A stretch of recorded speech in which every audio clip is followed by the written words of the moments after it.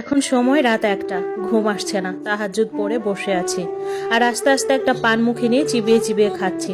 দাঁতগুলো অনেক দুর্বল হয়ে পড়েছে। কয়েকটি দাঁত পড়ে গিয়েছে আর কয়েকটি দাঁত পড়া পড়া অবস্থায় আছে। আমার নাতি আমার রুমে এসে দাদি বলে ডাকলো, কিন্তু নাতি কোনটা বুঝলাম না। বয়স হওয়ার সাথে সাথে চোখের দৃষ্টিশক্তিও হারাচ্ছি।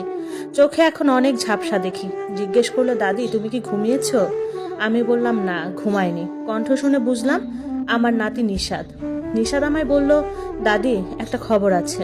নাতিকে বললাম, কি খবর এত রাতে? নিশাদ বলল, দাদি জরুল নামের উনি মারা গেছেন। নামটা শুনে কলিজায় মোচড় দিয়ে উঠল। জিজ্ঞেস করলাম, কোন জরুল? নাতি বলল, তোমার এক সময়ের ভালোবাসা জরুল, যার কথা মাঝে মাঝে আমাদের বলো, সেই জরুল রাত 11টায় মারা গেছেন। আমার অতীত মনে পড়লো। আমার নাতি আমাকে জড়িয়ে ধরে বলল, দাদি গাড়ি বের করছি, তুমি রেডি হয়ে নাও, তোমাকে নিয়ে আমরা চিটাগং যাব। আমি নাতিকে বললাম, যাব, অবশ্যই যাব। আমার ভালোবাসাকে শেষ বিদায় দেওয়ার জন্য যাব। এত বছর পর তাকে ঝাপসা চোখে একটি বার দেখার জন্য যাব। ঘরের সবাই ঘুম থেকে উঠে আমার কাছে আসলো। ছেলে, ছেলের বউ, আমার ছোট নাতি নিহাত সবাই এসে আমার পাশে দাঁড়িয়ে রইল এবং আমি তাদের বললাম, রেডি হয়ে নাও সবাই, আমরা আজ সবাই যাব চট্টগ্রাম। তোমাদের সবাইকে আমি আমার অতীত দেখাতে নিয়ে যাব।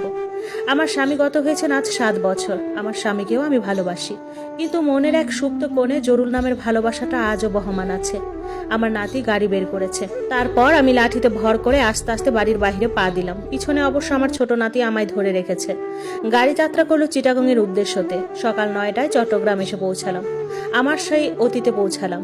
আজ 35 বছর পর আমার সেই চিরচেনা বিল্ডিংটা দেখলাম। বিল্ডিংটা আগের মতোই আছে, শুধু একদম পুরনো হয়ে গেছে। ডিভোর্সের দিন শেষবার এই বিল্ডিংটা দেখে গিয়েছিলাম। এরপর আর আসিনি কখনো, এমনকি এই এলাকার আশেপাশেও আসিনি। নাতিরা আমাকে ধরে ধরে 1তলা থেকে 2তলায় উঠালো। আমি এখন আর সিঁড়ি বাইতে পারি না। সিঁড়ি দিয়ে ওঠার সময় মনে হলো, এই তো আমার সেই চিরচেনা সিঁড়ি। এক সময় কত দাপিয়ে বেরিয়েছি আমি, তার কোনো হিসাব নেই। আস্তে আস্তে জরুলদের ঘরের সামনে আসলাম। দরজা খোলা, অনেক মানুষের আনাগোনা। দরজার ভেতরে